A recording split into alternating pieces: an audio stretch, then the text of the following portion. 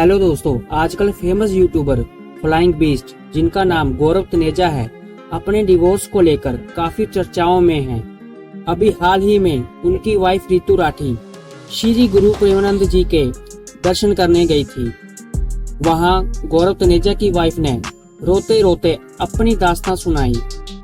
उसने बोला कि मैं अपने पति से अलग रह रही हूँ, खुद नौकरी करके अपने बच्चों को पाल रही हूँ।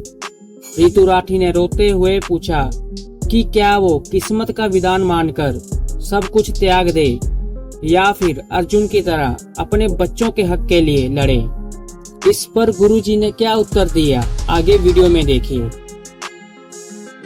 एज मतलब मदर होने के नाते दोनों बच्चों को पालने के लिए मुझे उनको टाइम देना पड़ेगा, तो शायद मुझे अपनी नौकरी छोड़नी पड़े। महाराज जी, इनका प्रश्न है कि इन्होंने अपनी तरफ से सच्चे प्रेम किया, पति से छल कपट झूठ निंदा अपमान मिला, इसलिए बस अपनी 2 बच्चियों के प्रति कर्तव्य निभाते हुए लाडली जी की आश्रित हूँ, अलग रहती हूँ। श्री जी कृपा से एक नौकरी है जिससे श्री जी बच्चियों का पालन पोषण करते हैं। प्रश्न है कि प्रभु, क्या सब छोड़कर बस श्री जी के आश्रित जीवन व्यतीत करना चाहिए या अर्जुन की तरह संविधान के मुताबिक अपने बच्चों के हक के लिए परिश्रम टूट जाए? नहीं, श्री जी का अंदर आश्रय रखे, बाहर व्यवहार में अपने कर्तव्य का भी पालन करे। गृहस्थ हो, गृहस्थ में बच्चों के अधिकार अनुसार उसके पिता से उसकी संपत्ति उनको दिलाए। उन बच्चों की माँ है और उन बच्चों का पिता वो है, तो वो संपत्ति का अधिकार रखती हैं बच्चियां।